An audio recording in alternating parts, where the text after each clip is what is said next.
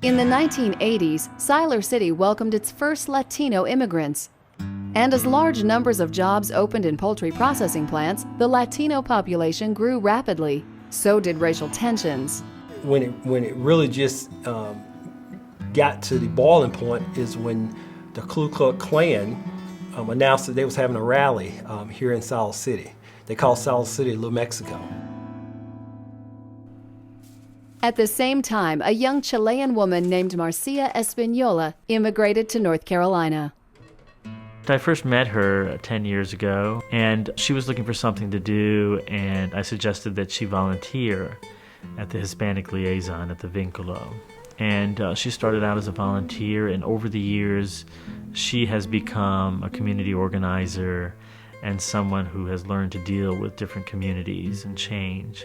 I have been on the job for about 3 weeks, and Marcia and a couple of her other colleagues came in here, welcomed me to town, thanked me for the job that the Siler City Police Department do. But then she got down to business. She told me that there were some things that was going on in town that with the police department and the Latino community. She felt like under some new leadership that we could turn over a new leaf in life here and better the relationships. When I talk to somebody, I don't use confrontation. I believe in communication. I don't believe in go and fight with somebody to make my point across.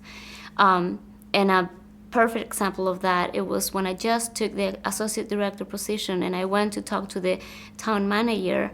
I heard somebody saying, "You're just gonna talk to him for 20 minutes. And I stayed there for almost 2 hours. And that made a huge difference in my job because I showed to myself and to other people that not using confrontation and being nice and being polite and being diplomatic can help. In 2006, there was a large rally held here by the Latinos. Someone in Marcia and them office that came and took our permit to have this big event. Well, we felt like they wasn't as forthcoming on how many people was going to show up. We was expecting maybe 400 or 500. Good afternoon and welcome everyone to Siler City. We ended up having about 2,000.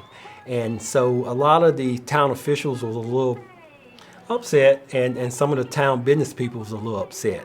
And there was somewhat of a backlash towards the Latino community after this rally. The thing that I liked the most about the rally was after that, and people was just upset because we were not treating people right here, and we were bringing cameras and newspapers and media from everywhere to see what was happening in Siler City, and people were not happy about it. The good point about that, it helps me to go out and talk to people about why we have that rally, why it is important to us, why we need for the Latino community, like an immigration reform, like driver license for everybody. Well, Marcia single-handedly was able to go to the elected officials, come to the police department, and really was able to get things back on track. She deployed soft power, and she was able to get everybody back on the same sheet of music. It takes courage to do everything Marcia does, to stand in front of people who you know look at you out of eyes of fear or hatred, and she stands there with courage and determination, and again that gentleness in her ways to make them feel at ease and to slowly change their minds. It doesn't happen in a day, and it's but she just keeps going, and maybe it's a quiet courage or gentle courage, but it's courage nonetheless. There was at one time talk that maybe Latinos did not keep their property up like we were used to having done in Siler City. And we found that she would go out here and she got a lot of the people from different perspectives of the town would go out and clean up some of the areas that needed cleaning up. This is real community relations at the real point where the rubber meets the road, where you're going out in the community and you're knocking on doors and you don't know people and you have to sort of convince them that these are the rules and these are why the rules are sort of important for everybody. I think Siler City, due to the work of Marcia and some of the other ones, I think Siler City can be a model for not just North Carolina, but for the whole nation. We have a demographic breakdown of about, give or take, 50% Latino, 25% Black, 25% white, and we kind of getting it right here. We just had a national night out, which was the second year we had it this past August. On a Tuesday night, we had over 900 people come out. And Marcia really helped us out on that because prior to myself becoming chief, the Latino population have not participated in any police functions. But Marcia was able to go out and let the Latino population know, look, we got a chief that's listening to our concerns, but in return, he wants you all to team up with him to help make Siler City a better place for everybody. If Marcia weren't here, if she didn't choose to come to Chatham County and to come and stay and join the people of Siler City, I believe that they would still be stuck in those issues and trenches of what I think and what you think.